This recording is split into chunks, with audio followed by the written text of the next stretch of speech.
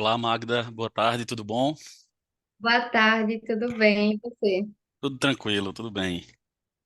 Ótimo. Eu vou ser a sua auxiliar. Isso.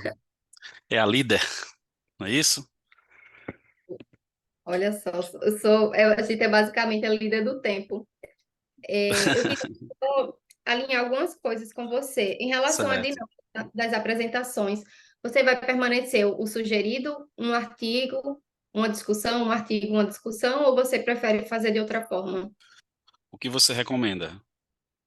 Então, as sessões que eu participei até agora tá fazendo assim. Por quê? Algumas pessoas, o vídeo, né, ele deveria ter no máximo 8 minutos, mas algumas pessoas gravaram mais do que 8 minutos ou menos. E aí a sugestão é que o tempo de debate seja direcionado para cada texto, e aí Uhum, a gente aumenta ou reduz o tempo de debate, entendeu? Aí, por entendi. exemplo, o primeiro artigo tiver 8 minutos e 10 segundos, aí logo na sequência vem os 8 minutos de debate, abatido esses 10 segundos, ou acrescido se a gravação for menor.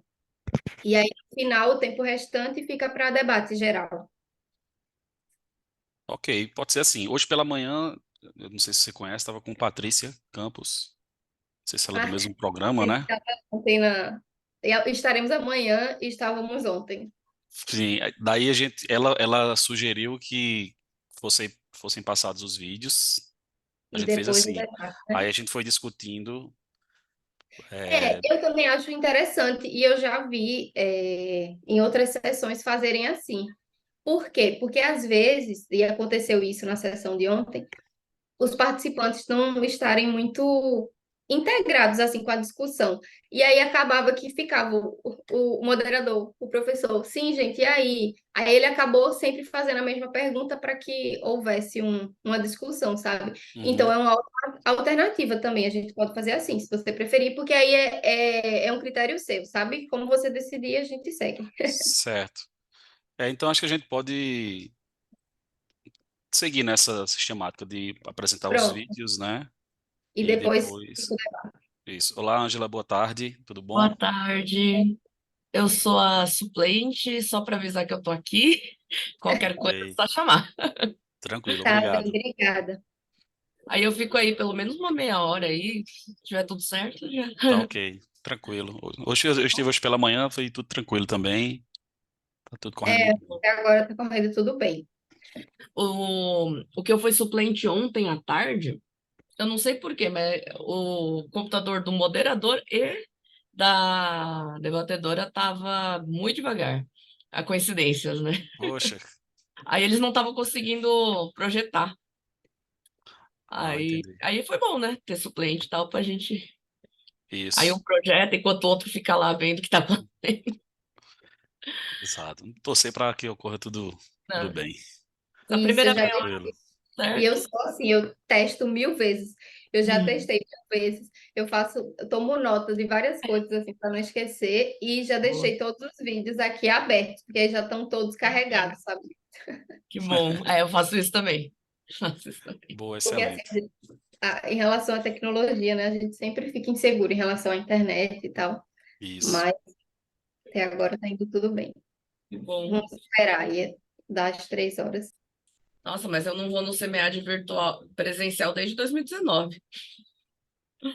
Faz tempo. Eu nunca fui. Eu só fui no Enampad, no SEMEAD eu só participei virtualmente.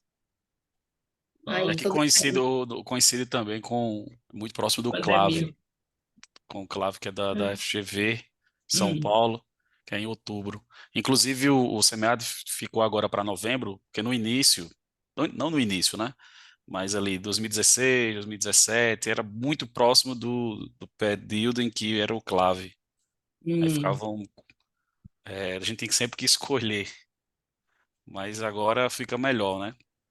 Mas É acredito verdade. que Sinceramente, a gente fica mais fácil você conseguir participar de, é, de vários, né? e a gente aqui do Nordeste, porque a gente tem que fazer escolhas, né? Qual evento a gente Daí vai ao eu, Nordeste? eu faço doutorado na UFPB. E aí o programa ele sempre faz um levantamento dos alunos que tiveram artigos aprovados e tenta dar um auxílio, né? Mas assim, o auxílio é, enfim, acho que era Exato, é. 300, R$ 400. Só uma passagem daqui de Recife para São Paulo. Gente. Muitas vezes É. não dá. Ó, só um segundinho, eu já vou fechar aqui já. Olá, Júlio, boa tarde. Boa tarde. Boa tarde, tudo bom? Tudo bem?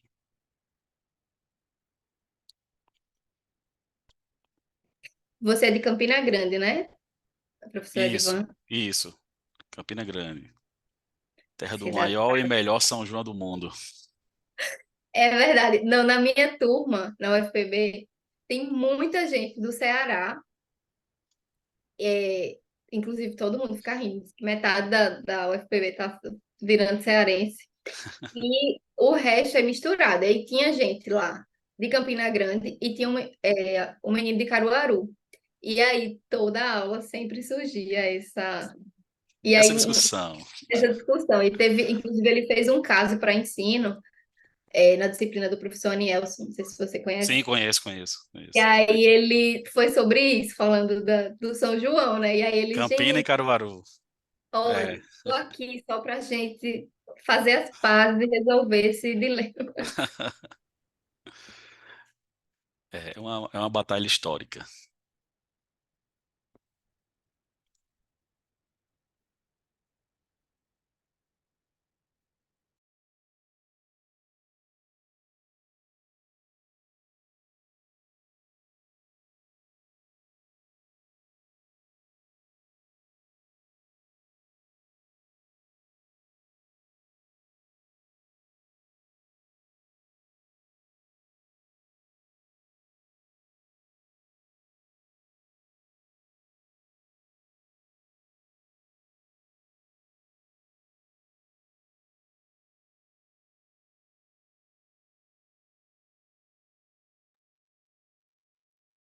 Olá, Wendel, boa tarde. Boa tarde. Olá, Edvan, Magda, boa tarde, tudo bem? Boa tarde, Tudo tudo bem? bem? Tranquilo.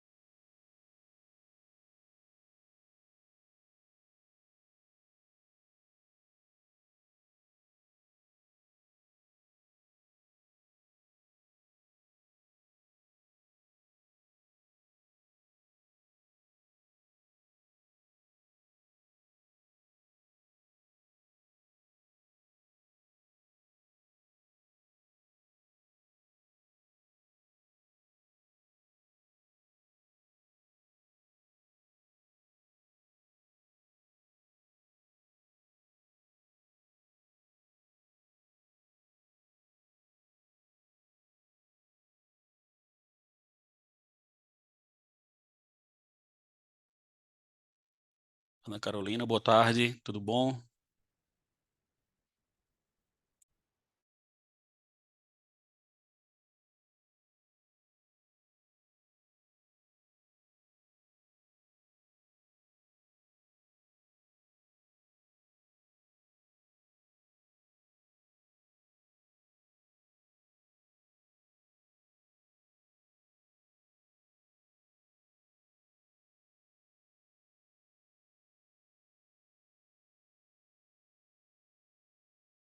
Boa tarde. Pronto. São 3 horas. Já pode conversar, começar caso você queira.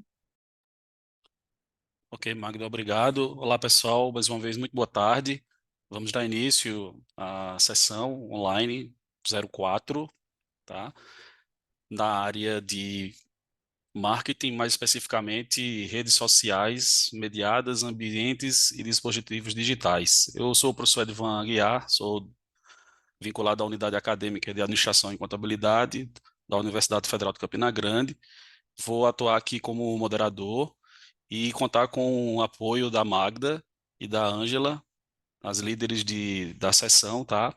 E antes de iniciar, eu conversando com Magda, a gente decidiu fazer o seguinte, para tentar aproveitar melhor o tempo para as discussões.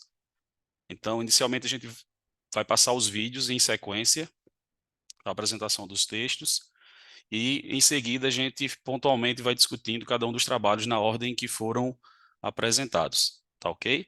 Assim a gente acredita que pode ser mais proveitoso o espaço para as discussões, tá? Então, Magda, pode dar sequência. Obrigado mais Certo. uma vez. Iniciar.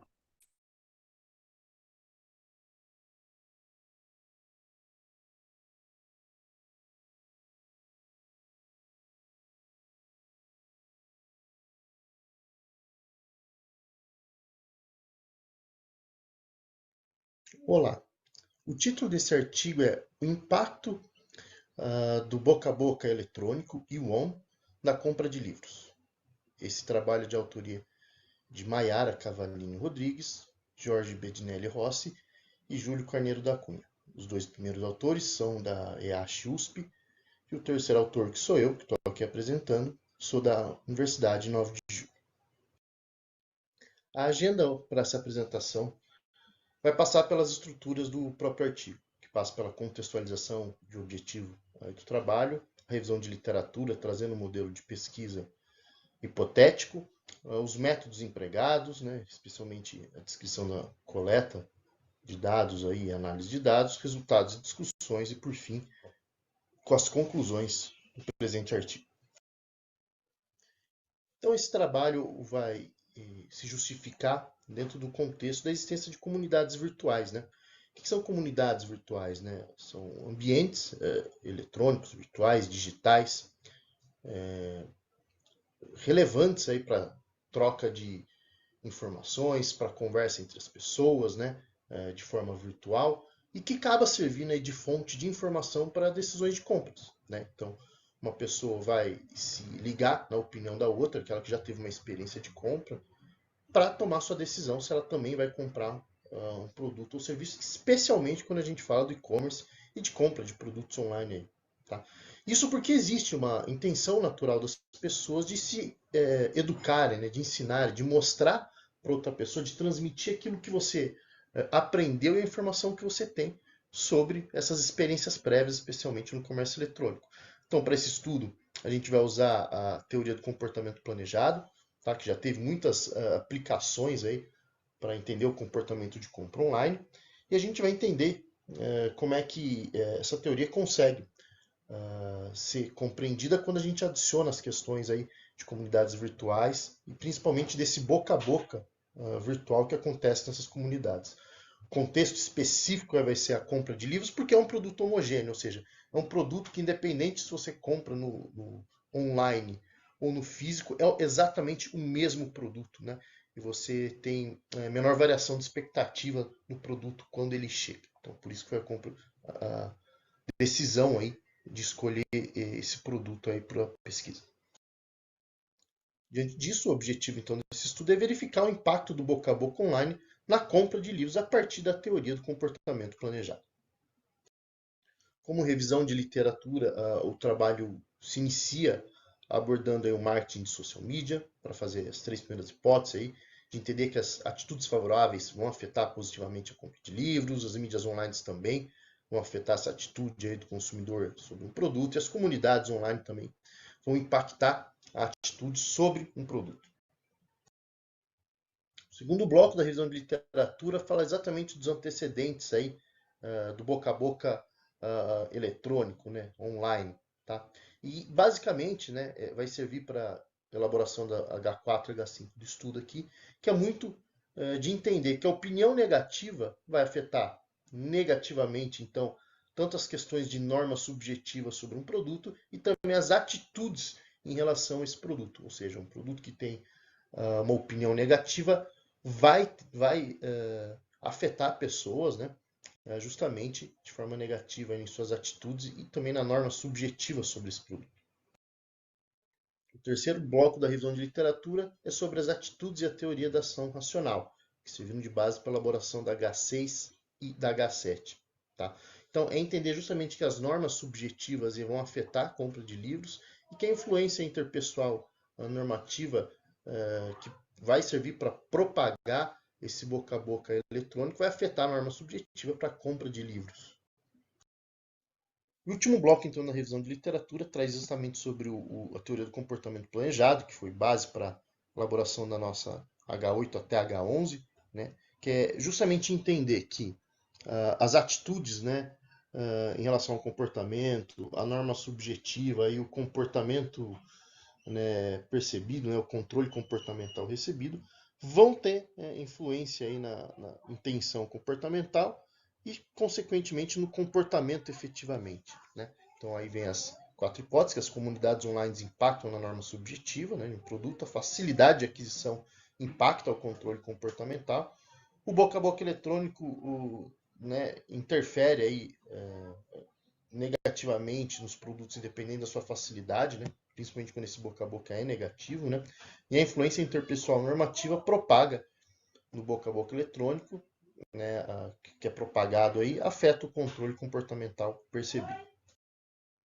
E essa figura, então, vai sintetizar a teoria do comportamento planejado, trazendo novos elementos aí, conforme, então, colocados na revisão de literatura. Então, destaco aí para o lado mais esquerdo da figura aí, o boca a boca eletrônico, né? E também a questão das mídias sociais ali que vão aparecer ali como destaques ali para ser adicionados aí ao modelo, né? São os principais 2 pontos que são adicionados ao modelo para melhor compreensão aí, né? De como é que pode se estruturar esse modelo aí do comportamento planejado. Como métodos, a gente tem uma coleta de dados por questionários, com uso aí do Question Pro, feito em outubro de 2022. Foram obtidos 248 respostas, das quais 173 foram consideradas válidas, né, depois da depuração dos dados. Isso respeita a amostra mínima de 170 respondentes, que a gente usou como critério que cada item do questionário tem que ter pelo menos 10 respondentes. E a gente tinha 17 itens, então 170 respondentes eram suficientes. E geralmente esse critério é mais aborda mais respondentes que os critérios usando outras ferramentas aí de cálculo de amostragem. Tá? E a análise de dados foi feita pela modelagem de equações estruturais por covariância. Como testes, aí, a gente fez a correlação dos 17 itens, análise fatorial exploratória e depois a confirmatória, depois os cálculos de confiabilidade composta do modelo, que está nessa tabela direita, e a validade discriminante aí, dos 4 grandes construtos identificados na pesquisa, aí, que é essa tabela abaixo. Como resultado, a gente teve 5 das 11 hipóteses aceitas e 6 hipóteses rejeitadas, portanto. Como grande resultado, a gente tem que a boca a boca eletrônica, as comunidades online influenciam na intenção de compra, né? E que as variáveis de influência interpessoal normativa no boca a boca eletrônico e o controle comportamental percebido tiveram resultados insuficientes e que o boca a boca eletrônico é o elemento que influencia os fatores de norma subjetiva, atitude e controle comportamental percebido. Para a intenção de compra de livro, a pesquisa revela que uma atitude é importante. Em conclusão, a demonstração de uma atitude positiva online em relação ao livro pode torná-lo mais desejável e que o modelo proposto se comprova parcialmente graças à influência do boca a boca eletrônico, mídias sociais e comunidades online, com os elementos adicionados ao modelo, sobre o construto de atitude. Obrigado pela atenção.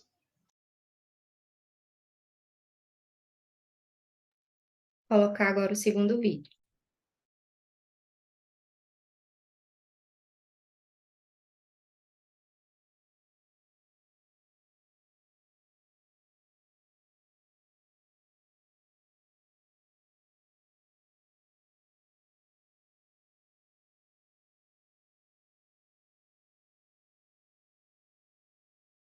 Olá, me chamo Renata e venho apresentar esse trabalho que tem como título Use of Social Media Marketing and Market Performance of Micro and Small Enterprise.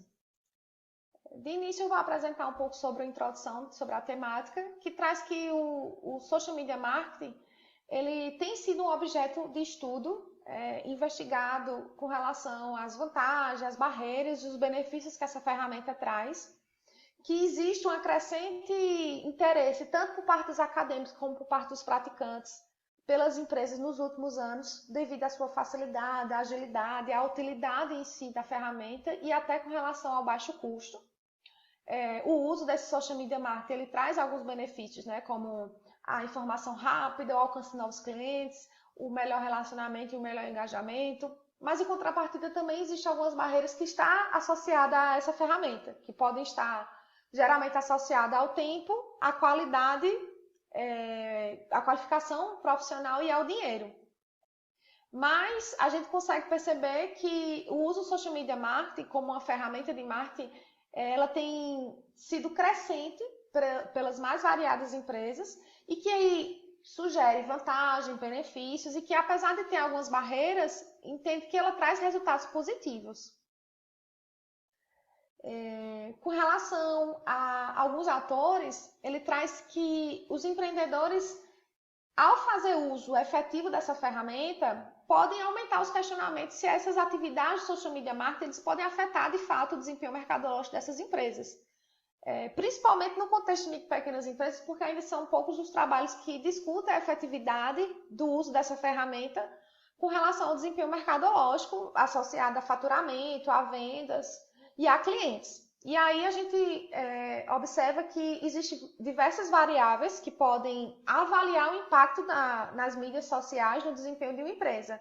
E aí a gente utiliza o conhecimento técnico e o nível de uso, principalmente nesse contexto de micro e pequenas empresas, a gente entende que ele pode afetar o desempenho mercadológico em função do uso do social media marketing. E aí, apesar da literatura, né, ter se concentrado nessa questão de vantagens, benefícios e barreiras e antecedentes, ainda são poucos os trabalhos que mostram, de fato, as evidências sobre a efetividade dos resultados, né, do impacto que o uso dessa ferramenta possui no desempenho mercadológico dessas empresas, sobretudo das micro e pequenas empresas. E a partir disso a gente tem que esse trabalho ele se propõe a analisar a relação entre a atitude dos empreendedores com o desempenho mercadológico, com o modelo de mediação serial de conhecimento técnico e o nível de uso. A teoria que a gente utilizou no estudo foi a teoria de tecnologia organizacional, organização e ambiente, que ela tem uma abordagem de nível organizacional, ela corresponde a um dos modelos mais utilizados para explicar a adoção e a implementação das tecnologias, que apresenta 3 contextos, que é o tecnológico, organizacional e ambiental, que podem afetar as decisões de implementação de alguma nova tecnologia. E aí o modelo que a gente se propõe, ele tem uma relação direta de atitude com o desempenho mercadológico, mas também que esse efeito ele pode ser mediado por conhecimento técnico e o nível de uso. E aí a gente traz as hipóteses do estudo. Para validar o modelo, a gente tem que foi um modelo de estudo quantitativo de caráter descritivo, foi utilizado o método survey, os questionários foram feitos através do Google Form, utilizando a escala do tipo Likert, de 7 pontos. Foram considerados os respondentes acima de 18 anos, que eram empreendedores, que atuavam no setor do comércio, que faziam uso de rede social para fins de comunicação, de vendas e de marketing. A amostragem foi do tipo não probabilística e por conveniência. A distribuição do questionário ela foi realizada por meio do WhatsApp dos empreendedores. No total, foram coletados 338 questionários. Para o tratamento de dados foi utilizado o software e para a análise do dado foi utilizado o modelo conceitual de mediação em série, baseado em regressão. E para a variável de desempenho mercadológico foi utilizado os itens nível de satisfação, nível de retenção de clientes, número de novos clientes, faturamento da empresa e o volume de vendas. Com relação à caracterização da amostra, dos 338 respondentes, a maioria era do sexo feminino com nível de pós-graduação ou nível superior. Todos faziam uso de alguma rede social, mas cerca de 95% faziam uso tanto do Instagram como do WhatsApp. A média dos respondentes era de 38 anos, a média de idade da empresa era de 10 anos e a média da quantidade de colaboradores por empresa era de 6. Com relação à confiabilidade e à validade das escalas, né, todos os indicadores apresentaram valores que atendem aos critérios estabelecidos, né, mostrando que a validade dos construtos. Com relação à validade discriminante também foi confirmada. Com relação à verificação das hipóteses, a gente utilizou a análise e mediação, né, que consiste numa técnica para analisar como uma variável independente ela influencia uma variável dependente por meio de uma ou mais variáveis mediadoras. E aí ela traz que a atitude como uma variável independente e o conhecimento técnico e o nível de uso e desempenho mercadológico como dependente, elas foram significativos. O conhecimento técnico como variável independente foi significativo com relação ao nível de uso, mas não foi significativo com relação ao desempenho mercadológico. E o nível de uso foi como uma variável independente, ela se relaciona com o desempenho mercadológico, também foi significativo. Então, com relação ao teste de hipótese, a hipótese 1, 3 e 4 elas foram suportadas, e a hipótese 2 ela não foi suportada, que diz que o conhecimento técnico não mediu o caminho entre atitude e desempenho mercadológico. E aí, com relação à discussão, a gente traz que o conhecimento técnico por si só ele não é um fator determinante, ele influencia o nível de uso, mas por si só ele não tem um efeito no desempenho mercadológico. Então, isso sugere que, apesar dos micro e pequenos empreendedores eles terem dificuldade de infraestrutura, pessoal, é evidenciado que para ter um resultado efetivo no desempenho mercadológico, através do uso dessa ferramenta, do social media marketing, é preciso alinhar o conhecimento técnico ao nível de uso. Então, não basta apenas ter conhecimento técnico e não fazer uso dessa ferramenta, justamente porque é preciso se adaptar para conseguir extrair os melhores resultados. E a partir disso, foi observado que o conhecimento técnico ele não medeia o efeito da atitude e o efeito da atitude sobre o conhecimento técnico, diferente do nível de uso. Ou seja, o conhecimento técnico ele é relevante, mas sozinho ele não vai gerar o desempenho mercadológico. Precisa atrelar isso ao nível de uso, à frequência de uso, e principalmente no contexto de micro e pequenas empresas, pode ser um problema porque a maioria dos empreendedores fazem isso sozinho. Eles não têm uma equipe definida, eles não priorizam essas demandas, né? Fazem de forma esporádica e sem constância. Como implicação é que é preciso colocar em prática todos os conhecimentos adquiridos, e com relação à limitação, a amostra por ser exclusivamente de Campina Grande e região na Paraíba. Algumas referências bibliográficas e obrigada.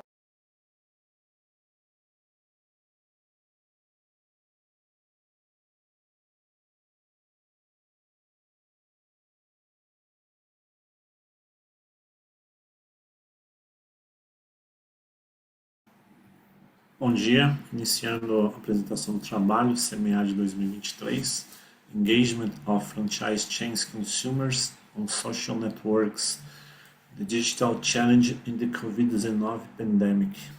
Bom, sou Wendel Marcos dos Santos, doutorando da Universidade Paulista, trabalho em conjunto com o professor Pedro Lucas, Renato Teles, Débora Santos. Então, fazendo uma breve introdução em relação à participação do setor de franquias na economia brasileira, gera-se mais de 1 milhão de empregos, enfim, existem mais de 171 mil unidades franqueadas. Por outro lado, mesmo com a robustez do setor, no período da pandemia, este se viu em frente a um desafio em virtude das restrições operacionais, né? Então, algumas mudanças foram necessárias quanto ao seu modo de operação. Então, a questão aí das redes sociais desempenhou um papel importante nesse momento aí, né, no ajuste das estratégias de marketing, na necessidade, né, ou na oportunidade de se construir uma rede de consumidores engajados com a marca. Então, o objetivo do artigo é compreender a relação entre alguns fatores estruturantes que dão sustentação ao modelo de rede de franquias, dentre eles a idade da rede, o tamanho, a reputação da marca, a satisfação do franqueado e a cobrança de taxas, e o engajamento dos consumidores nas redes sociais. Então, o artigo aí tem alguns pontos aí relacionados ao referencial teórico. O primeiro deles é a teoria da agência. Então, o modelo de redes de franquias, existe a presença do agente e do principal, o franqueado e o franqueador no caso. Então, aspectos de assimetria informacional, ações oportunistas, mecanismos de controle e incentivo estão presentes nesse modelo de negócios. Teoria de escassez de recursos também ajuda a explicar um pouco o modelo de rede de franquias. uma vez que a expansão do sistema ela se dá através do uso de recursos financeiros e humanos dos franqueados, né? Por outro lado, aí existe uma troca, né? Uma vez que o franqueado entra com seu recurso, o franqueador também fornece alguns recursos para ele, né? Então existe uma troca aí, né? Entre essa relação, uma simbiose. Outro tópico aí a gente fala sobre engajamento de consumidores, ou seja, o uso das redes sociais para estimular e para medir o engajamento, ele é bastante justificado em função do seu alto alcance, do seu baixo custo de implementação, a questão da popularidade também. Hoje em dia existem bilhões de usuários em redes sociais. Isso aí modificou a forma como as marcas elas se comunicam com seus consumidores. Facebook ele incorpora alguns recursos que permitem para o consumidor comunicar as suas impressões por meio das reações às suas postagens. Essas reações aí elas podem ser reconhecidas diretamente como os marcadores do engajamento do consumidor. Então, as marcas monitoram essas interações na rede, né? E aí a captura desses dados, a captura dessas interações permite que as redes elas analisem quais são as expressões e opiniões dos seus clientes perante aí as suas marcas, né, os seus produtos, os seus serviços. Então, o trabalho ele formulou um conjunto de 5 hipóteses, então elas estão diretamente relacionadas aos elementos estruturantes do modelo de franquias, vai de H1 até H5, então culminou neste framework de pesquisa. A coleta de dados ela contemplou as 100 maiores redes de franquias em número de unidades, então isso aí foi obtido através do guia de franquias. Então, essa justificativa se dá através do maior porte dessas redes, do maior capacidade de investimento. Então, o engajamento dos consumidores é a variável dependente, né, que tem como fonte aí o Facebook. Então, como eu disse, existem bilhões de utilizadores dessa rede social a nível global, obviamente, né? E a extração dos dados, ou seja, marcadores de engajamento das redes sociais, através das postagens das redes, foi realizada com o software FacePager. Então, a variável dependente, o engajamento dos consumidores aí, existe uma fórmula que veio do trabalho de Calderon Monge e Ramírez Hurtado, de 2021, é um somatório, né, das curtidas, dos compartilhamentos e dos comentários, dividido pelo número de postagens. Então, isso aí é a fórmula para a expressão de engajamento dos consumidores. Então, aqui a gente tem um quadro aí com as variáveis independentes, né, que estão relacionadas à hipótese de H1 até H5. Então, idade, tamanho, reputação, satisfação do franqueado e as taxas de franquias. Aqui a análise descritiva, ou seja, a gente tem a matriz de correlação, a forma como elas estão correlacionadas com a variável dependente, que é o engajamento. Regressão linear múltipla, né? Ou seja, o R quadrado ajustado deu 0,273, então o modelo aí é um indicador, né, de quanto o modelo proposto explica aí o conjunto de hipóteses. Agora aqui os resultados, né, então o conjunto de hipóteses, né, H1, então a gente postulou que existia uma associação positiva entre o engajamento dos consumidores nas redes de franquias e o tempo de franqueamento. Então tem uma correlação negativa, ou seja, redes mais novas, né, mais jovens aí, elas possuem maior engajamento dentro das redes sociais. Interessante aí que contradiz em parte a teoria de escassez de recursos. O H2 está relacionado com o tamanho da rede, ou seja, redes com maior número de unidades, elas possuem um maior engajamento. Isso se confirmou, né, através da análise de correlação. O H3, hipótese 3, está diretamente relacionado com a reputação da marca. Então, não se observou aí uma correlação entre o engajamento dos consumidores e a reputação da marca dentro das redes sociais. Não se confirmou a hipótese. Hipótese 4, nível de satisfação dos franqueados. Então também não houve correlação entre o nível de satisfação dos franqueados e o engajamento em redes sociais. E a cobrança de taxas, sim, né? Redes que tinham aí maiores cobranças de taxas mais elevadas aí apresentaram um maior engajamento dos consumidores nas redes sociais.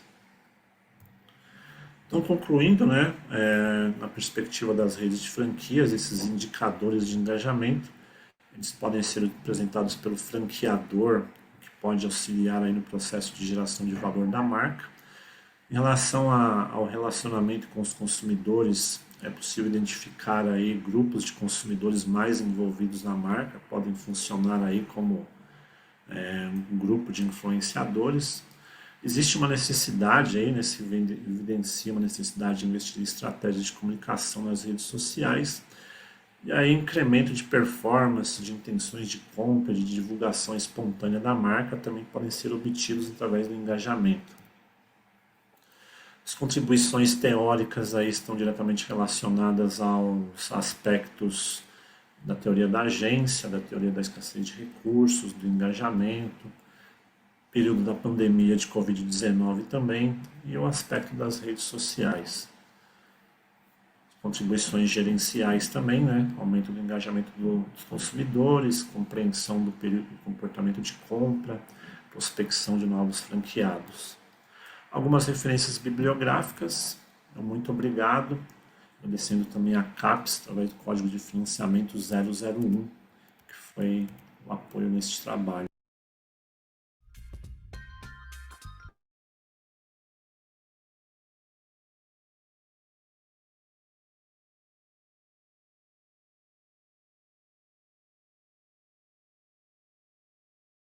Bom dia a todos, meu nome é Bernardo Frantz e juntamente com meus colegas Jean Rosa e o professor Wagner Ladeira, produzimos esse artigo denominado Estudo Meta-Analítico de Internet das Coisas, IoT.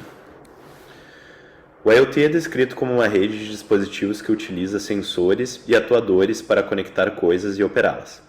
Ao dar às pessoas mais controle sobre os aparelhos em suas casas, escritórios e cidades, o IoT promete melhorar a eficiência dos serviços. O crescimento recente, combinado com a complexidade da adoção de tecnologias inteligentes pelas pessoas, destacou a necessidade de compreender melhor os principais impulsionadores da adoção da internet das coisas pelo consumidor final. Ashton descreveu pela primeira vez em 99 que a internet das coisas, a IoT, era a nova mudança de paradigma. O nosso estudo tem como objetivo sintetizar a literatura sobre dispositivos IoT em um framework meta-analítico e examinar as relações com base em um modelo teórico de 4 etapas: avaliação primária, aceitação da tecnologia, estados relacionais e aceitação do IoT. Esse trabalho se justifica, pois vários autores especialistas têm levantado preocupações sobre modelos de IoT que demonstram os antecedentes das intenções comportamentais dos consumidores. O surgimento desses modelos levanta desafios significativos para se chegar a um consenso em relação à aceitação do IoT pelo consumidor final. Na parte da fundamentação teórica, então nós trazemos um pouco mais sobre o conceito de IoT, as pesquisas recentes sobre o tema e também principalmente as vantagens da utilização dessas tecnologias. Aqui nós trazemos o framework de IoT proposto, já com os 4 estágios e os seus devidos moderadores, que vamos comentar um pouco mais na sequência da apresentação. A avaliação primária parte do pressuposto de que os clientes eles têm uma predisposição para avaliar os dispositivos tecnológicos durante os encontros de serviço. O processo de avaliação primária geralmente ocorre por meio da influência social e motivação hedônica. A influência social ela indica que a tomada de decisão individual é guiada por fatores sociais, ou seja, as decisões do consumidor podem ser tomadas em relação a outras pessoas do seu meio. Já a motivação hedônica é a alegria ou prazer obtido com o uso da tecnologia na teoria da aceitação e uso da tecnologia, o TAUT. Ou seja, a diversão e o prazer eles podem impactar significativamente as percepções dos consumidores sobre o valor da tecnologia utilizada e, consequentemente, a sua adoção. A segunda etapa é baseada no modelo da TAM, de aceitação de tecnologia. A TAM é caracterizada pelo quanto uma pessoa pensa que o uso de uma determinada tecnologia melhoraria sua capacidade de realizar seu trabalho, utilidade percebida, e quanto ela acredita que o uso de uma determinada tecnologia seria simples, que seria a facilidade do uso percebida. O terceiro estágio é baseado em estados relacionais. Os clientes geralmente se preocupam em obter dispositivos IoT, pois isso seria algo novo e desconhecido para a maioria. O risco, a confiança e a privacidade seriam significativos a serem considerados na adoção dos dispositivos de IoT. A última e quarta etapa é baseada na aceitação da IoT, que expressa a relação entre a atitude e as intenções de IoT. Já na metodologia, nós utilizamos como procedimento o protocolo Prisma, né? Utilizamos também alguns termos de busca relacionados a IoT, como vocês podem ver aqui no slide, e utilizamos também 8 bases de dados. Também utilizamos alguns critérios de inclusão, sendo os principais deles, né? Principais periódicos e conferências, entre 2013 e 2022, e também consumidores que usavam IoT. No final, ficamos então com 138 artigos, né, sendo utilizados esses moderadores metodológicos de serviço e de dispositivo, né, conforme descritos aqui no slide. E para os cálculos, utilizamos Mazen, modelagem de equações estruturais, e também Hilma, né, meta-análise linear e hierárquica. Já nos resultados, vemos que a maioria das relações elas foram suportadas, né, sendo que foi revelado que a influência social e a motivação hedônica têm um impacto positivo e significativo na utilização percebida do IoT. A influência social também afeta positivamente a facilidade de uso percebida. Na segunda etapa, os construtos de aceitação da tecnologia foram relacionados aos estados relacionais, mostrando que a utilidade percebida influencia, né, o risco do IoT, a confiança também e também a privacidade, né, enquanto a facilidade de uso percebida influencia a confiança e a privacidade somente. Na terceira etapa, a confiança e a privacidade demonstraram um impacto significativo na atitude em relação ao IoT. Por fim, a atitude em relação ao IoT teve influência positiva e significativa na intenção do IoT. Bom, como conclusão, né, a gente também tem a questão da análise dos moderadores metodológicos, né, que revelou que as amostras pequenas, né, tendem a ter tamanhos de efeitos maiores, né, na aceitação do IoT. Encontramos algumas outras relações importantes, né, quanto aos moderadores, moderadores de serviço, tecnológicos e também os moderadores de dispositivos, né. A gente acredita que há muitas implicações assim, teóricas e práticas na nossa pesquisa. Né? Do ponto de vista teórico, o nosso estudo ele contribui, né, para a literatura existente sobre a adoção de IoT, oferecendo um modelo mais abrangente em 4 etapas, né, que integra resultados de estudos anteriores. Ao unificar diferentes abordagens teóricas, o nosso modelo ele fornece uma compreensão mais consistente e geral da aceitação da IoT. Além disso, consideramos várias variáveis específicas, no caso, né, como o tamanho da amostra, região geográfica, tipo de dispositivo e contexto de serviço, proporcionando uma visão mais detalhada e abrangente da adoção do IoT. Do ponto de vista prático, o nosso modelo ele oferece vários insights valiosos assim, para os profissionais de marketing, né, que era a linha de pesquisa e o nosso objetivo final com o IoT. Né? As empresas, então, elas podem usar esses insights para promover o valor das suas soluções de IoT, né? Considerando fatores como influência social, privacidade e confiança do consumidor. Além disso, a nossa pesquisa destaca, né, a importância de serviços críticos e da presença da marca na aceitação da IoT, né, fornecendo orientações estratégicas por gerentes na promoção e comercialização de produtos de IoT. Seria isso, então aguardamos os comentários dos colegas. Muito obrigado.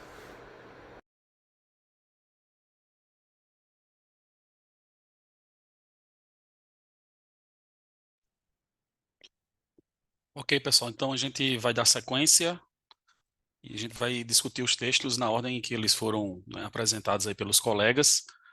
Então, começando pelo trabalho que foi apresentado pelo Júlio Cunha, o impacto do boca a boca online na compra de livros. Eu vou iniciar fazendo algumas considerações e, e sinalizar aqui o seguinte: eu na plataforma eu recebi os documentos, mas apenas o artigo que eu sou coautor e o artigo que o Júlio é coautor, que eu recebi o documento completo. O trabalho do Wendel e o do Bernardo, que são autores, né, e coautores, eu recebi apenas o resumo expandido. Mas pela apresentação e pelo resumo expandido, eu também fiz algumas considerações procurando contribuir, que a ideia é essa, né, de modo geral. Com relação ao trabalho que o Júlio é coautor, só primeiro pontualmente, Júlio, na introdução, nos primeiros parágrafos, eu acho que seria interessante trazer umas referências mais atuais para consubstanciar aqueles argumentos iniciais, né? Por exemplo, acho que no primeiro ou segundo parágrafo está discutindo, né, a pertinência ali das redes e traz uma referência de 2009, por exemplo, e a discussão é atual, né? A discussão é contemporânea e pensando para uma publicação definitiva, né, no periódico.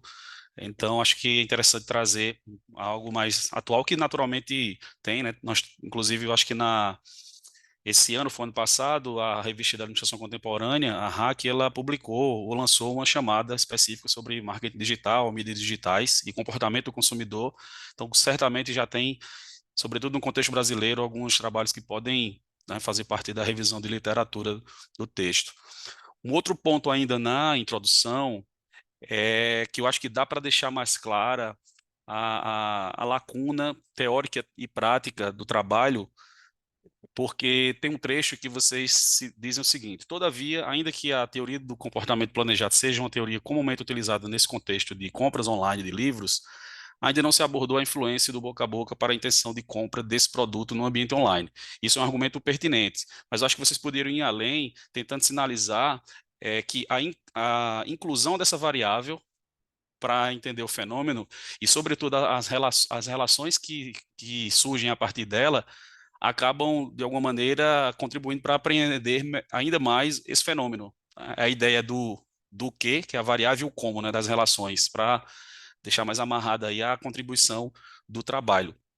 O texto está muito bem escrito, tá?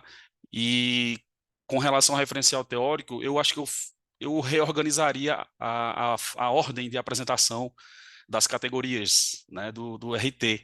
Eu acho que eu começaria pela teoria, né? A teoria é a base, e aí depois você vem para o fenômeno e depois para o objeto de estudo.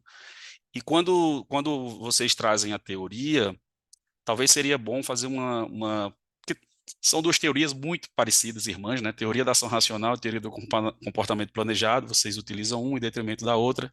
Talvez deixar mais claro a teoria utilizada, muito embora são irmãs, né?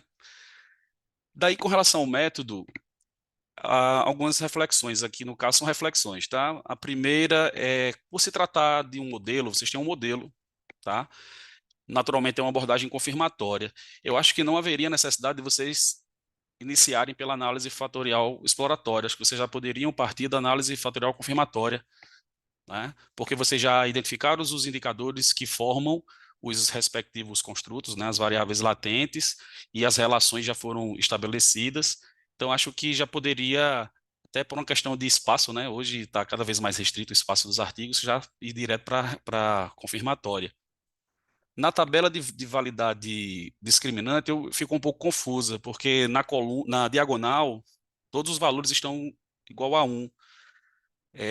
Se eu não me engano, como foi baseado em covariância, né, vocês utilizaram como referência Fornell e Hilacker, talvez, 1981, que na diagonal, comparando com o quadrado das correlações entre os construtos, é o raiz quadrada da variância média extraída, né, do valor da AVE. Aí na diagonal está o valor 1. Aí ficou um pouco confuso. Mas a lógica é aquela, só acho que foi algum um typo, alguma coisa do tipo de digitação, tá? Daí algo que, aí sim, eu acho que precisa vocês pensarem de uma forma, pelo menos para mim, tá? Os colegas podem também comentar, a forma como os resultados, os achados empíricos propriamente foram apresentados. Para mim ficou um pouco quebrado, porque são 9 hipóteses, mas me parece que a ênfase está especificamente em apenas 3 relações, na tabela 7, e aí é como se fosse feito por etapas. E aí isso meio que quebrou um pouco o raciocínio aqui do entendimento acerca do que efetivamente foi validado e do que não foi, né?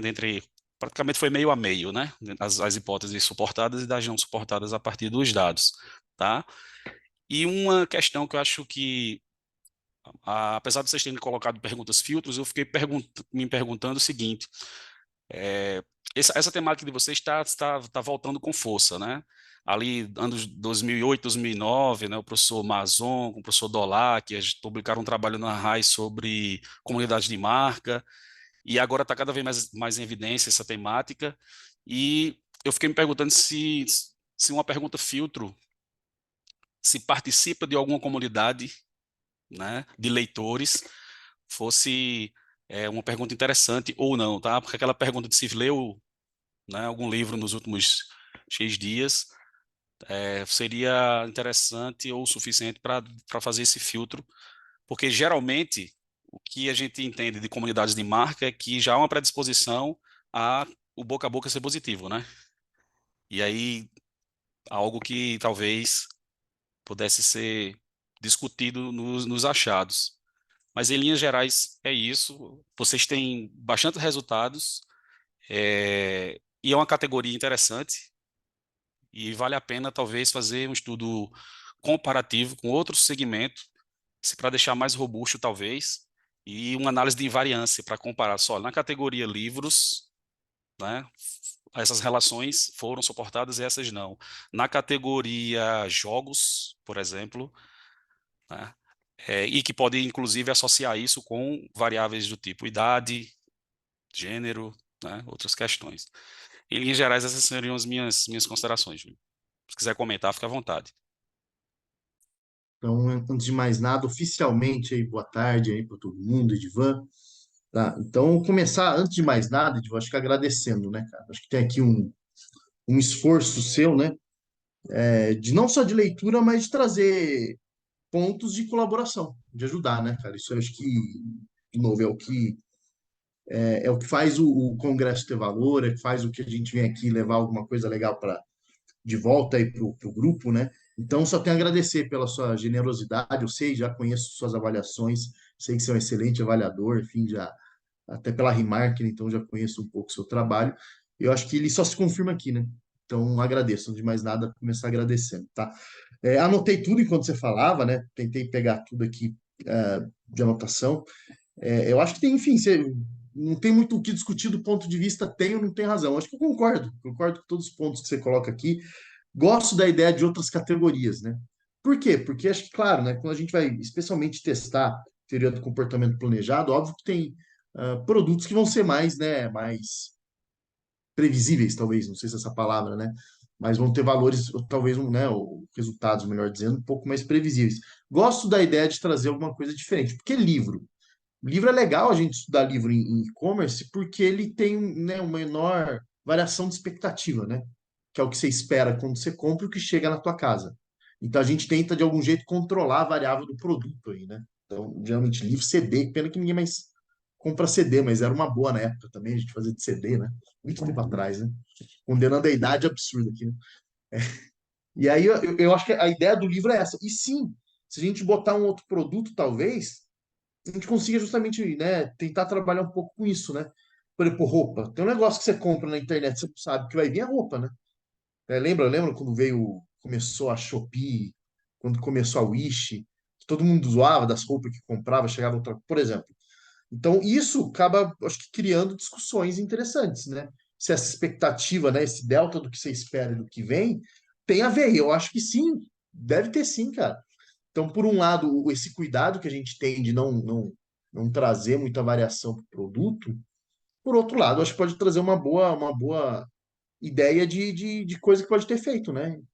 Inerente ao produto. Então, bem legal, gostei da ideia. Vou levar. Aliás, tem até uma reunião amanhã com o pessoal, tá? Fim do dia tem uma reunião terminando de SEMEAD para levar, né? Sobre, eu acho que a ordem das apresentações, cara, eu não tenho nem o que dizer, né? Peço até desculpa para você que teve que ler assim, eu concordo, cara, não tem que dizer, não. Tanto que na apresentação do trabalho aqui, né? Tudo bem que o finalzinho foi passando o tempo, né? Fui correndo, mas a apresentação final, eu tentei apresentar tudo de uma vez só, com todas as hipóteses, né? Já prevendo isso daí. Acho que você tem razão, né, cara? Não tem... É porque no momento, enfim, esse trabalho é de uma, falando de graduação, tá? E no momento que ela fez, aquele era o foco, né? De tentar trazer as três variáveis, não? Só que acabou trazendo outra, enfim. Nem eu sei te dizer como é que foi parar aquelas três ali hoje, assim, de bate-pronto. Tem que retomar o porquê, enfim. Mas, de novo, se gera dúvida em você e se gera dúvida em mim, não tem nem o que dizer, né? Não tem nem o que falar, né, cara? Então, acho que você tem total razão aí. Acho que você toca num ponto que é importante, né? Não sei se, acho que todo mundo aqui já assistiu aquele videozinho do Clóvis de Barros, né? Que ele fala da dificuldade que era ler o livro do orientador dele, né? Enfim, era o Bourdieu, né? Bourdieu, isso Isso. aí, o Bourdieu, né? Dificuldade que ele tinha que ler 25 vezes, né? Eu acho que hoje esse ônus está para quem escreve, não é mais para quem lê, né? Tá? Hoje, diferente, né? 30, 40 anos atrás, que existia aquele esforço, o cara tentava ler 40 vezes aquilo que está ali, porque tem um significado. Hoje, se você não se faz compreendido, não tem segunda leitura. Tá? O avaliador não vai ler, o editor está com 1 zilhão de artigo na mão, ele não vai ficar se esforçando. Então, se tem esse problema e ele existe, acho que você tem total razão. Tem que fazer esse ajuste, sim. É a hora de fazer né, exatamente isso aí que você está falando. E outra coisa que, enfim, a gente já tinha discutido também, não só atualização de referências, mas talvez trazer controles. Tentar jogar para regressão e fazer controles, tá? Talvez isso fique deixe ainda mais robusto, né? Porque tem os dados, né? Tem dado demográfico que dá para usar de controle, né? Renda, idade, acho que dá para melhorar ainda mais os resultados, né? Então, às vezes até ter mais hipóteses que se confirmem. E de novo, né? A gente poderia jogar ali tranquilamente ali pro PLS, né? Para tentar ter resultados melhores, que tinha, né? Mas a gente quis tentar ser o mais robusto possível nesse aspecto específico, né? De análise de dados, né? Tá? Então, eu acho que era uma ou duas hipóteses que acho que dava certo, né? Quando você jogava lá o modelo completo ali. Mas, enfim, são escolhas, né? A gente tem que fazer escolhas. E você toca num ponto também, estou refletindo aqui, né? Todas essas escolhas precisam estar claras, né? Todas essas escolhas. Se eu escolhi, né? Por que a gente escolheu covariância, né? Por que a gente está nesse caminho? Por que é isso que a gente vai usar? Então, eu acho que é por aí. Então, enfim, Edivan, muito obrigado aí. Obrigado mesmo aí pela sua atenção, tá? Sua generosidade mesmo de gastar seu tempo, sua energia aqui, né? Para tentar fazer esse trabalho melhor. Obrigado mesmo.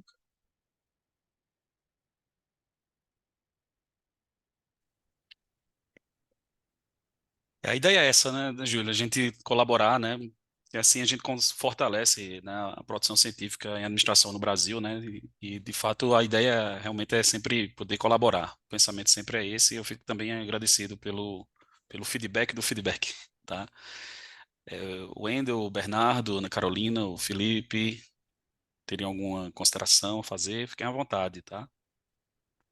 Certo. Eu queria só, enfim, trazer um pouco da minha visão de não tão familiarizada com pesquisas quantitativas, se é que podemos falar assim, é, em relação à apresentação dos resultados. Porque às vezes eu sei que é muito, muito difícil a gente escolher o que fica e o que sai quando a gente está estruturando o artigo, né, para submeter, seja a um evento ou a um periódico. Mas eu senti falta de mais, uma maior reflexão que uma pessoa que não tivesse um domínio do que você trouxe da análise quantitativa, ela conseguisse ter um aprofundamento maior em relação a essas reflexões, sabe?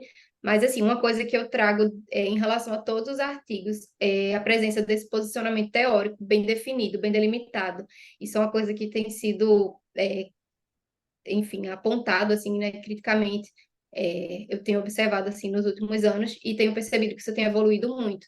As pessoas, de fato, trazerem, se apoiarem numa teoria e trazerem essa discussão. Isso foi percebido em todos os artigos. E parabéns pelo trabalho, o trabalho é excelente. Inclusive, eu ia perguntar se mas você já explicou, né, que foi de um aluno, se teríamos novas partes dessa pesquisa para conhecer. Acho que dá para expandir para outros alunos, né? A ideia é boa, gostei da ideia de mudar o produto, fazer a mesma coisa mudando o produto, né? E de novo, Magda, concordo com você, não tenho o que falar. Era a nossa responsabilidade ter feito um quadro final que tivesse uma síntese das hipóteses, né? Os resultados, né? Um quadro de síntese, tem que ter, não tem o que dizer, né? Peço, de novo, não sei se não sei se não tem essa de desculpa, mas enfim, né? Eu peço desculpa porque deveria ter mesmo.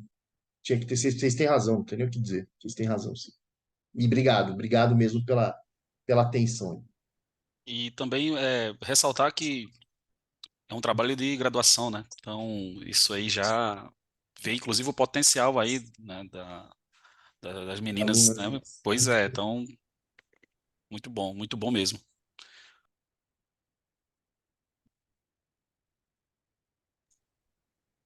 Bernardo, Wendel ou Ana Carolina, tem alguma consideração?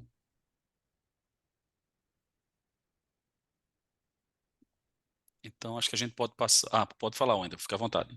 Não, eu ia falar que tudo ok, podemos prosseguir. Ok, então a gente vai seguir agora. E o seu, Edvan? Isso, agora é o 2, né?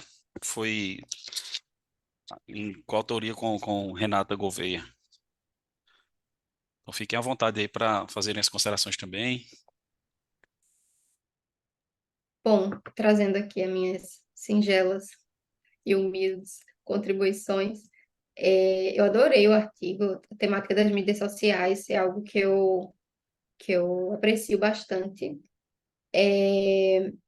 Mais uma vez, eu queria entender se esse é um trabalho que se encerra nele ou se foi decorrência de algum trabalho de mestrado, de doutorado, se tem outras perspectivas, né, para aprofundar ele. Isso porque por ter uma veia qualitativa, eu tendo a querer me aprofundar mais naquele fenômeno, entender mais de perto, meio que dar um zoom mesmo. E eu, eu senti assim, uma necessidade de explorar mais profundamente, né? Enfim, dando sequência a essa pesquisa em relação a esse papel, né, das mídias sociais para as empresas. E eu entendo assim que, especialmente, né, para assim, as mídias sociais ela tem uma importância tremenda para toda e qualquer empresa, né? A gente sabe que hoje, inclusive, virou o novo Reclame Aqui da que as pessoas usam, né? Principalmente as páginas de Instagram das empresas virou o novo Reclame Aqui. Então, facilmente a uma empresa, enfim, é elevada e rebaixada a partir de comentários, de engajamento lá. E como é importante, assim, para os empreendedores, né, especialmente para um pequeno empreendedor, a relevância que essa ferramenta tem para ele, né, de conseguir manter um contato direto com o cliente, de conseguir construir uma relação de confiança, de conseguir expor enfim, seus produtos para uma série de pessoas em qualquer lugar do mundo, né? Toda essa facilidade que a ferramenta traz. Esse trabalho ele é fruto da dissertação da Renata e é um trabalho, digamos, é o terceiro estudo de um conjunto maior, né? Então, contextualizando, a Renata ela é agente local de inovação do Sebrae, então ela está em contato constante com micro e pequenos Imaginei, empreendedores, né? sempre que as pessoas dizem que contactaram os empreendedores a partir do Sebrae, eu já penso, a É, gente. e foi especificamente para o pessoal do setor de comércio, né, que tem serviço e indústria, né, que é o contato que ela tem.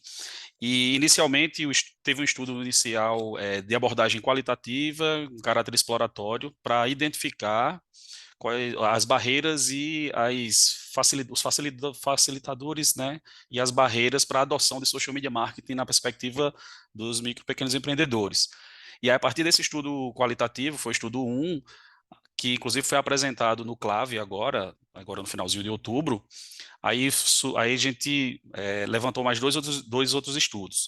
O segundo, a gente estava mais focado, mantendo a mesma teoria, em aspectos mais de percepções e atitudes com relação ao uso.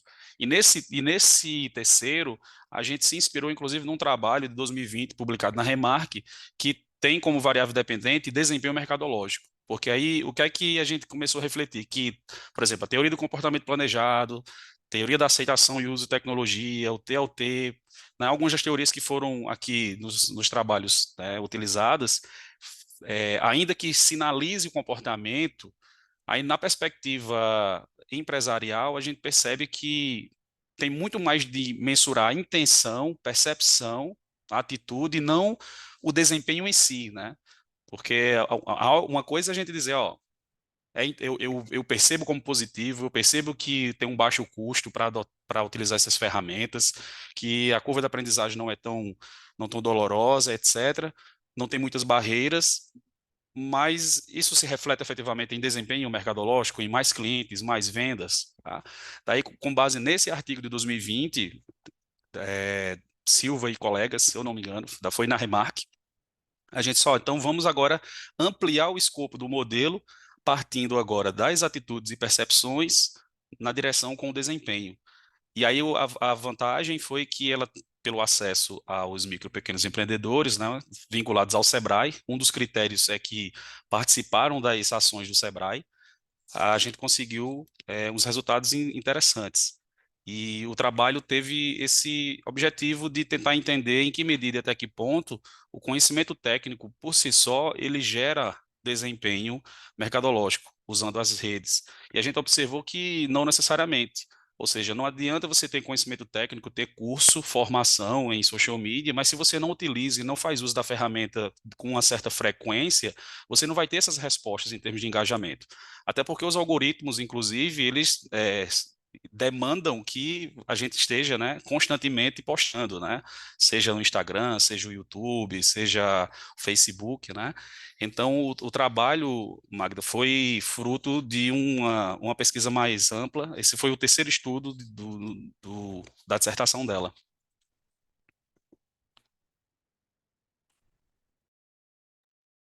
Divan, posso comentar rápido aqui também? Sim, fica à vontade, Júlio. Tá? De novo, mais uma vez, aí, parabéns pelo trabalho. Achei ele bem robusto, redondo, assim, enfim, acho que vocês certamente vão conseguir uma boa publicação aqui desse artigo, tá? Eu vou tentar botar uma pimenta aqui, de novo, é só reflexão, provocação, tá? Até porque, de novo, né? Tudo que for voltado a voltar para campo não serve como comentário aqui. Mas até perguntar para vocês se vocês têm algum dado ou conseguem ter algum dado sobre quais desses empreendedores entrevistados aí, né, no questionário, na verdade, né, eles usam agência de comunicação, né, agência de marketing para fazer as mídias sociais dele, tá? Boa, no estudo qualitativo a gente conseguiu essas Vocês... informações no qualitativo. No quantitativo Legal. eu não me recordo agora, mas alguns utilizam serviços de terceiros para ajudá-los. Que assim, eu vou falar muito por experiência de mercado mesmo, tá? Consultoria que eu fiz, tá? Pequeno e médio, geralmente, ele está muito na mão da agência. Completamente na mão da agência, né? E por quê? Porque geralmente é uma agência das mais baratas, na grande maioria das vezes, não é a super agência. E quem atende o cara é estagiário, é analista júnior, esses caras mesmos, né? Só que eles sabem coisa que o outro que do outro lado não sabe. Fica todo mundo olhando, aham, aham. Ó, aqui são os dados, ele pega lá, abre as ferramentas que ele usa, cospe lá os dados do Google, né, de leilão de palavra, o cara vai olhar quanto que ele gastou, quanto ele poderia gastar, fica tudo no meio, olha, se a gente aumentar o montante aqui que a gente está colocando por mês, vai voltar em venda. Aí não se considera em nenhum momento LTV, por exemplo, né? Ele não considera a esteira de produto, né? Isso é muito Brasil, tá? De forma geral. A gente sempre faz, seja lançamento, seja venda de internet mesmo, sempre pensando em quanto eu ponho e quanto sai. Tem que dar positivo. Porque se você pensar em esteira de produto, nem precisaria, né? Contanto que você tem o contato do cara, contanto que você tem outro produto de upsell, seja o que for depois, eu acho que teria um sentido aí, né? E a gente está muito, né? E eu vejo, né, essa imaturidade de algumas agências, que é muito isso. O cara, o que que o cara tá fazendo? Pegando a grana do cara, botando ali no Facebook Marketing, botando ali no Google mesmo, e cuspir no relatório, ó, podemos pôr mais dinheiro aqui, essa aqui teve um pouquinho mais, veja só. Mas eu não vejo muito. E por que que eu digo isso? Porque talvez, né? Talvez assim, usar essa variável especificamente, se teve ou não teve, e aí, sei lá, dá para fazer, pela amostra que você tem aqui, daria para fazer, provavelmente, não sei, né? Como é que ela está dividida, até multigrupo, talvez, tá? Porque, assim, não sei se o dado existe. Se não existir, estamos falando aqui, né? Fica para uma reflexão. Foi uma dúvida que eu tive também, porque quando eu estava lendo o artigo, eu pensei, e eu conheço muitos pequenos empreendedores que terceirizam isso, e terceirizam para pessoas também que têm uma bagagem muito pequena, e aí eu vejo todos os posts saindo iguais. Inclusive, eu já vi sair assim com uma parte de uma empresa do outro no post do outro, uma coisa O cara terrível. esqueceu de, né? Um Ctrl-C, Ctrl-V, esqueceu, né? Erros grotescos assim de português. Mas aí, pelo que eu entendi nesse artigo, né, nesse que você trouxe para cá hoje, eu tinha entendido que eram só os próprios, que eram pessoas que de fato elas mesmas administravam as suas mídias sociais. Não, isso não era terceirizado. Mas aí também pode ter sido algo que eu entendi errado. Isso que alguns podem ter feito uso de terceirizados. A gente muito, eu não lembro agora do instrumento, mas essa pergunta específica tinha no estudo qualitativo, mas no questionário não. Eu acredito que não, não lembro agora. Mas o que o Júlio traz é muito pertinente, o que você traz também, Magno, porque até do ponto de vista qualitativo mesmo, entender para o empreendedor, nesse caso, o que é que ele entende por desempenho. Se ele acha que, se ele dá a mesma relevância, o micro e pequeno, né? Ele dá a mesma relevância para número de afiliados ou de inscritos ou só faturamento, né? Então, o que é que ele dá mais importância? E às vezes não enxergam, né? Que, ó, isso é um processo, né? Então, você tem aqui no topo do funil, depois vem aqui outras estratégias, tá? Mas eu vou conversar com o Renata aí, se tiver essa variável, dependendo da proporção, certamente um multigrupo seria muito interessante, né? Até porque a gente está utilizando o Reis, né? E ele tem possibilidade de efeitos condicionais que junta mediação com moderação. Então, é, é uma, é uma provocação muito interessante mesmo. Até para um Acho que estudo posterior mesmo. a dupla mediação ficou bem legal ali, inclusive, viu? É que o difícil da mediação é justificar, né? Mas ficou bem legal, viu? Eu acho. De novo, acho que você vai É, conseguir uma boa. Só a última coisa, assim, de novo, testa como quem não quer nada, vai que, né? Tenta dividir os pelo menos graduados e os não graduados. Vai dar mais ou menos ali o que eu tô vendo, uns 2/3 para graduados, né? isso. É nossa amostra, não tem jeito, tá? É, E 1/3, talvez, mas eu acho que talvez dá para fazer por amostragem ali, você tem 17 itens, né? É isso aí, né? isso, Eu tô certo, isso. né? Então, Exato. assim, acho que dá para fazer. Dá para fazer né? Dois grupos ali, ver o que rola, porque a gente pode usar a graduação, não acho que é o melhor dos mundos, mas dá para usar como uma proxy de recurso, né, de recurso intelectual, tal, para discussão de sucesso né, em desempenho de marketing, né? Então, sei lá, Isso. dica, né? Perfeito. Testa, Sim, né? certamente, certamente Tá com o é. dado na Os mão, né? dados já estão aqui, né? Então, exato. Muito obrigado mesmo. Mas valeu, valeu, valeu.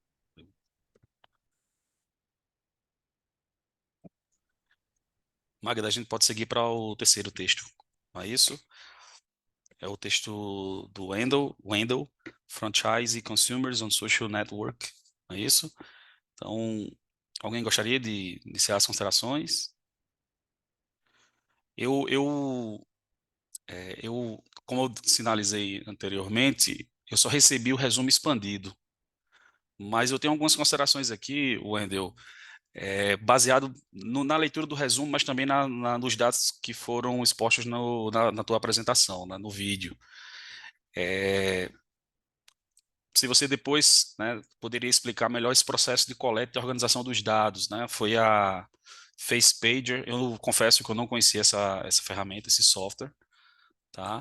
E do ponto de vista de validade em termos de pesquisa, claro, eu estou assumindo, né, porque eu não vi o manuscrito completo, uma descrição rica e detalhada de como é que foi esse levantamento. Isso é importante, né, para quem quiser replicar o estudo, enfim, tá? Em outras categorias de produtos, né? Por exemplo. Outro aspecto que me chamou a atenção é talvez você observar, porque foi regressão, né, aspectos associados à multicolinearidade, porque eu vi alguns itens com correlações bem altas e que estavam formando um construto. Daí eu fiquei pensando, consequentemente, se não seria interessante fazer uso de análise de componentes principais para reduzir, talvez, a dimensionalidade da tua base, tá? Porque tem muitos indicadores ali que estão fortemente associados e que eles estão formando um construto, né? Uma variável latente. Daí eu pensei que pudesse levar em consideração esses dois aspectos, né? Multicolinearidade, né? A autocorrelação entre os itens e uma redução de dimensionalidade por meio de PCA. Daí, nos resultados, você verifica as hipóteses utilizando os coeficientes de correlação. Quando eu estou tomando como base a apresentação, tá? Como a gente esperava que você verificasse os betas das regressões e as significâncias estatísticas, né? Os testes de hipótese. Porque aí você ficou discutindo as hipóteses a partir do coeficiente de correlação, né? Então, como você, vou lançar a regressão linear para verificar as hipóteses, mas a verificação das hipóteses aconteceu por meio de regressão. Você apresenta o resultado do modelo do ponto de vista do modelo significativo, com um R quadrado de 0,27, tá? Mas deveria ver os betas até para entender quais são as das variáveis independentes a que tem maior peso, que tem maior impacto, que tem maior influência sobre o engajamento, tá?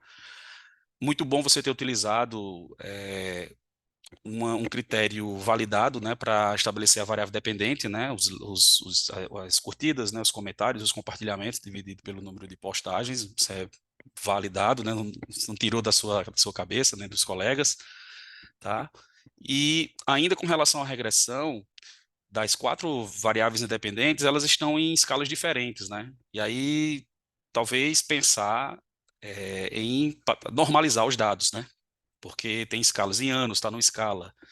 Aí tem outro item que está de 0 a 10. Então, talvez um processo de normalização dos dados, ou padronização, né? Tem duas possibilidades, para que essas variáveis tenham o mesmo peso. Perde interpretabilidade do modelo, mas, do ponto de vista, se você quer verificar, de fato, a influência, né, das variáveis independentes sobre a dependente, eu acho que também é interessante ter essa análise digamos, no, na manga, porque às vezes numa revisão eles podem questionar, né? Geralmente, estão em escalas diferentes, então coloca na mesma escala para dar o mesmo grau de importância a cada uma das variáveis independentes, tá? E por fim, seria interessante discutir, refletir, porque foram, né, um estudo correlacional também, né? Resultados variam em função, por exemplo, de setor, porque foram, tudo bem, sem maiores franquias, né? Redes de franquias. Mas será que isso pode variar de acordo com o tipo do segmento, o tipo do setor, a categoria do produto? Porque aí eu acho que torna a análise ainda mais interessante, né? Trazer esses aspectos como variáveis moderadoras. Só, olha, a relação entre idade e engajamento, ela é positiva, mas ela pode ser mitigada em função do segmento, da categoria do produto, né? Enfim, você tem essas informações para incluir na tua base, que poderia, inclusive, enriquecer ainda mais à luz da teoria, né? E você traz a teoria da agência, eu acho que é interessante. Eu fiquei até pensando também, uma teoria não tão mais utilizada, ou pelo menos eu não tenho visto tanto, teoria institucional, né, questão do isomorfismo mimético, né, em que as redes vão utilizando, incorporando algumas práticas em função do que o mercado, os concorrentes estão fazendo uso, né? Então, talvez isso possa, de alguma maneira, ser considerado também. Mas aí é só uma reflexão mesmo, tá? Infelizmente, não tive como contribuir mais, como eu te falei, porque eu só tive acesso ao resumo expandido, tá? Mas espero poder, de alguma maneira, é, lançar algumas questões aí que você possa considerar pertinentes ou não, tá?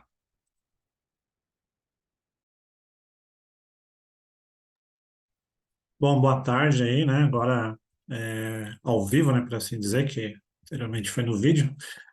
Bom, professor Edivan, concordo aí totalmente com suas considerações. Acho que tudo que você falou aí tem total sentido dentro do contexto do trabalho, procurar aí esclarecer um pouco mais aí dos seus apontamentos.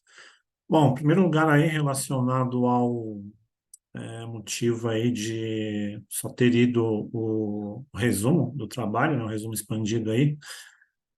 Enfim, precisa dar uma averiguada aí exatamente o que aconteceu, né? Mas acredito que na hora aí da submissão, acredito que conseguiram avaliar o trabalho por completo.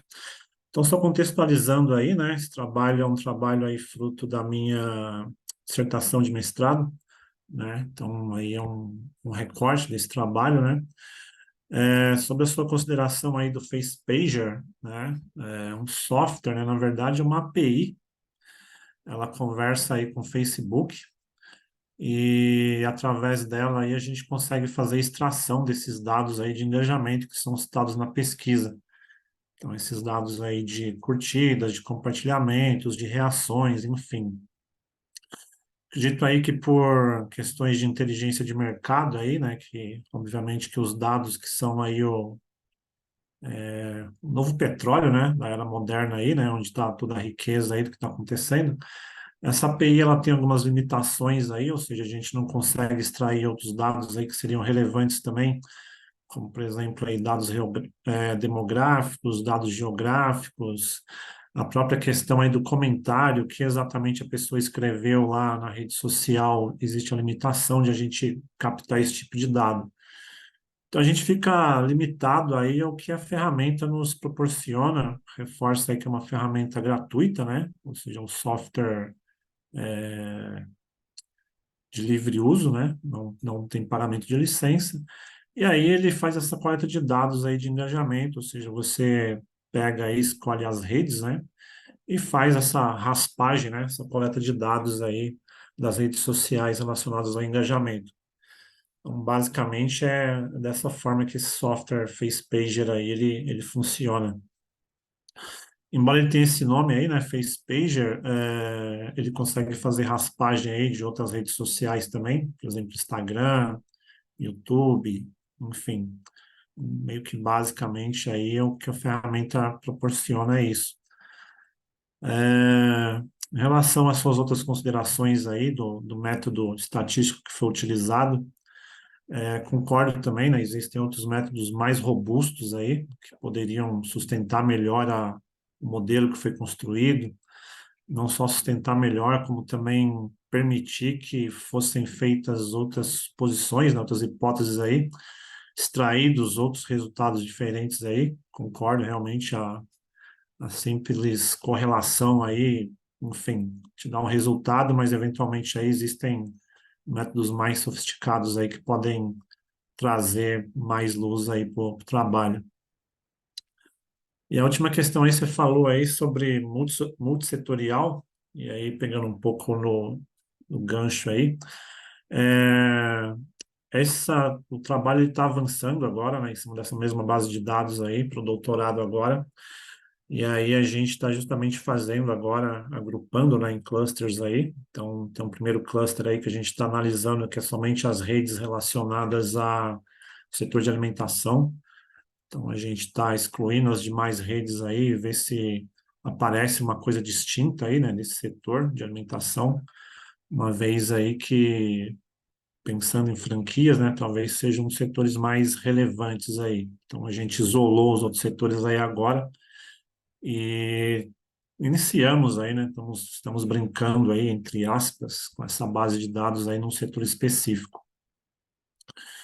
E falando um pouco aí das considerações que a Magda fez, esse estudo aí ele foi basicamente quantitativo, né, nessa primeira etapa. E agora para o doutorado a gente está pensando em expandir um pouco aí para um estudo também quali, uma vez que a gente tem conteúdo, né? Ou seja, existe o conteúdo das postagens lá, das redes sociais, conteúdo da marca, tá? Ou seja, o que a marca escreveu lá, então ela escreveu lá algumas coisas e dentro dessa base aí a gente está tentando fazer alguma coisa também na área qualitativa. Então, talvez aí uma modelagem de tópicos, alguma coisa nesse sentido, criando algumas categorias aí. Agradeço, sem dúvida aí foi bastante relevante aí suas considerações, sem dúvida aí totalmente pertinentes para o escopo desse trabalho e muito obrigado.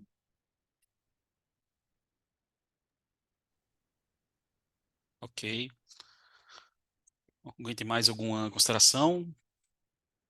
A gente tem agora o trabalho, né, do Bernardo, do estudo meta-analítico com o tema central Internet das Coisas. Eu também, Bernardo, não tive o acesso ao trabalho completo, mas eu fiz algumas considerações assim que eu creio eu posso de alguma maneira contribuir também, tá? É um esforço aqui nosso na moderação aqui da sessão, tá? Eu vou ser bem rápido para dar espaço para os colegas também fazerem os apontamentos. Primeiro, eu gostaria de dizer que, assim, parabenizar pelo desafio de escolher um estudo, uma meta-análise, né? Porque em ciências sociais, né, ciências sociais aplicadas, na nossa área de comportamento, né, aqui está o empresarial ou do consumidor, a variável dependente nem sempre é a mesma, né? Isso é um problema, diferente dos estudos meta-analíticos na área da saúde, né, de onde tem a raiz, de fato, se aquela medicação ela tem aquela eficácia específica, né? Então, às vezes, a gente não tem tantas variáveis dependentes que são mensuradas com as mesmas escalas, que são conceituadas, né, da mesma forma, e a gente perde muito nessa padronização para verificar, de fato, quais variáveis independentes têm o efeito efetivo lá no desfecho, né? Então, primeiro, parabenizar sobre isso, né? Sobre a escolha, o desafio que é tentar padronizar, e foram 138 trabalhos, né, identificados, e nesse aspecto, algumas dicas, tá? Recentemente, recebi um retorno de uma revista internacional, a gente foi uma chamada específica sobre revisão sistemática, e ter um cuidado com os critérios de inclusão e exclusão, tá? Não deixar muito genérico. E também os termos de busca, e sempre fazer experiências em termos de buscas diferentes e combinações diferentes dos booleanos, tá?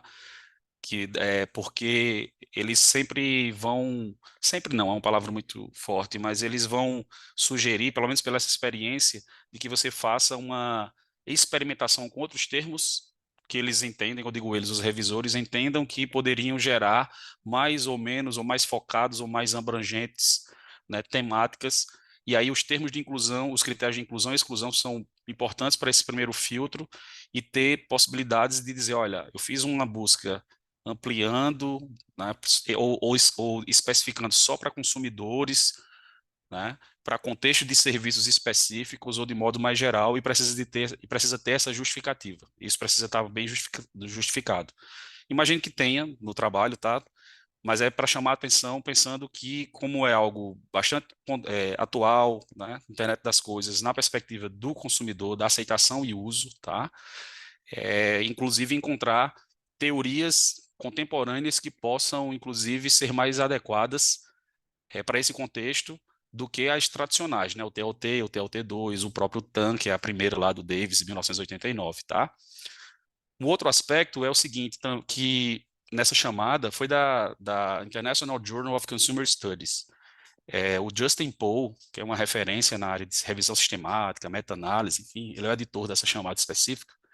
Ele sugere que a gente não utilize apenas checklists, né, que são o Prisma, por exemplo, é um checklist, mas que tenham frameworks. E atualmente os dois frameworks assim que estão em evidência e nas chamadas eles destacam bastante são o TCCM, aborda isso na revisão sistemática, tá? Teorias, contexto, características e metodologia, e o framework ADO, que seriam antecedentes, decisões e resultados. Daí valeria muito a pena você dar uma olhada, pelo menos nesse segundo, esse ADO, que tem muita relação com as teorias que você utilizou no trabalho, para sistematizar ainda melhor e consubstanciar ainda melhor o modelo que vocês propuseram, tá? Então, acho que valeria a pena complementar, né? Além do roteiro lá do Prisma, lá com os 27, né, critérios, que aí é o checklist. Aí, mas o framework é como se fosse o arcabouço teórico do estudo de revisão, tá? Então, seria meu esforço aí de contribuir com o teu trabalho, tá? Parabéns aí pelo desafio de meta-análise, e é isso. Em relação a essa questão, né, dos estudos que a gente só acessou o resumo, em algumas outras sessões que isso aconteceu, as pessoas falaram que era por conta por ser um estudo que ainda não estava finalizado, ou ser uma dissertação que ainda estava sendo finalizada, ia ser defendida, ou de uma tese. Mas aí eu não sei se pode ter tido também essa questão do sistema, algum erro, porque na submissão eles perguntavam se a gente queria disponibilizar o artigo completo nos anais. E aí, inclusive, a minha dúvida sobre os dois estudos era com relação ao procedimento de coleta, né? Porque eu acho que é muito rico quando a gente compartilha o processo, né, de coleta dos dados e análise, porque serve de subsídios para as outras pesquisas. E aí o Wendel já explicou bastante em relação ao dele, e ia pedir também para o Bernardo explicar mais em relação ao processo de coleta dele. Obrigada. Primeiramente, boa tarde, né? Boa tarde a todos. Primeira vez que eu estou participando aqui no SEMEAD, né? Apesar de já estar no doutorado, comecei no mestrado ali na pandemia, né? Então, a gente não teve tantas oportunidades, apesar de ter essa possibilidade de poder participar online, né? Eu acho que isso é muito rico e também a gente acaba aprendendo bastante aí com os colegas, com os professores. Então, agradecer primeiramente essa oportunidade, né? Agradecer então ao professor Edivan também, obrigado. Eu não sei por que não tava, talvez seja isso, talvez na hora de marcar ali, né, Magno? Porque eu até entrei aqui no site, tá disponível para mim, né? Não sei para vocês o porquê não tá, mas enfim, falando mais específico, isso foi na verdade um trabalho, né, de disciplina. Eu, na verdade, já vinha trabalhando, né, na coleta de dados de IoT, tanto que a gente escreveu um outro artigo, que inclusive está no SEMEAD também, mais focado na indústria, o IIoT, né? E nesse caso, na verdade, a gente focou mais nos consumidores, né, na área de marketing. Então, a gente acabou escrevendo alguns artigos, cada um específico, porque a gente teve uma coleta bem rica, né, de dados. Então, a gente utilizou várias palavras-chave que a gente conseguiu depois, como é que eu vou dizer, juntar vários trabalhos que a gente tinha nessa base de dados e fazer toda a extração, né? Se eu não me engano, deram mais de 10.000 extrações, se eu não me engano, né, ao todo. Então a gente conseguiu algumas áreas e setores também para a gente poder trabalhar mais a fundo, né? Então, o que mais eu ia comentar? Não, achei bem interessante essa ideia dos frameworks também. Vou levar também para os meus colegas ali, né, que estão participando também das pesquisas. E também essa questão dos booleanos, né? Acho bem interessante a gente cada vez mais refinar, né, esses termos de busca também, para não ter tanto viés e tanto problema quando vai submeter, né, para revistas internacionais. Acho que seria basicamente isso. Não sei se tem mais alguma dúvida que vocês tenham referente ao trabalho. Só para finalizar minha fala, tinha duas outras questões. Tá, perfeito. Caso não no trabalho, eu senti falta considerando a apresentação, tá? Mas aí para Tá. ter em mente dois pontos, tá? Que isso é o que se espera de estudo meta-analítico. Primeiro, o tamanho do efeito com os intervalos de confiança. E segundo, que é uma complementação, que é inserir o gráfico, o forest plot, Uhum. tá? Que pega todos os estudos e para identificar o tamanho do efeito, considerando os intervalos de confiança, né? Isso é algo que eu diria que é mandatório em estudos meta-analíticos, tá? Para evidenciar realmente que a variável desfecho, né, ela realmente é impactada pelas independentes, tá? Só para complementar aqui e finalizar minha fala. Sucesso aí Perfeito. na pesquisa aí, no desenvolvimento do artigo. Perfeito, obrigado, professor. Também vou passar para o pessoal aqui, já anotei também o forest plot e o tamanho do efeito para colocar no próximo. Realmente não estava no artigo. Tá. Então, mais uma vez, obrigado, né? Não sei se alguém tem mais alguma questão. Só parabéns aí, Bernardo, e o Wendel também, né? Que o Wendel já conheceu o trabalho dele, né? Sei que já está submetido, tudo. Parabéns aí, pessoal. Bem legal o trabalho de vocês. É uma sessão de alto nível, ao meu ver aqui. Obrigado, A Ana parabéns também, Carolina, Júlio e Wendel. parabéns a todos. A Ana Carolina está sinalizando aqui no chat que, infelizmente, não teve como contribuir com as discussões, né? Mas fica registrada aqui a presença, Ana Carolina, prestigiando aqui a sessão. E aí, para finalizar, nós temos aí 3 minutinhos e meio. Eu gostaria de chamar os colegas para uma reflexão acerca do que a gente pode pensar em estudos futuros, né? Que a gente tem temas aqui que dialogam bastante. Eu destaquei alguns pontos que estarão em evidência aí nos próximos anos, cada vez mais, e as implicações tanto na perspectiva de comportamento empresarial, desempenho empresarial, mas também de comportamento de consumidor, tá? Então, por exemplo, transformação digital é algo que já é realidade, e aí em transformação digital vê, por exemplo, essas questões de utilizar as tecnologias como realidade virtual, realidade aumentada, esses níveis de imersão na interação com os produtos, por meio de comunidades de marca. A questão, o conceito do social commerce, que é relativamente recente, né, uma evolução do e-commerce, então, ou seja, a presença social no ambiente online, isso influenciando comportamentos individuais, tá? Isso na perspectiva do consumidor, tá? É, o desafio de trabalhar métricas efetivamente de marketing no digital, do ponto de vista de causalidade, né? Retorno sobre investimento propriamente. Aí entra a parte da inteligência artificial, sobretudo o uso de, por exemplo, chatbots nas interações, né? Na linguagem, e, claro, pensar em teorias de aceitação e uso de tecnologia que sejam mais, digamos assim, mais alinhadas ao contexto contemporâneo, né? Porque a teoria as teorias mais consolidadas nessa perspectiva datam de 2000, a mais recente, 2012, se eu não me engano, que é o TOT, né? Antes dela tem a TAN de 89. Então são desafios aí e oportunidades também para serem investigados esses pontos.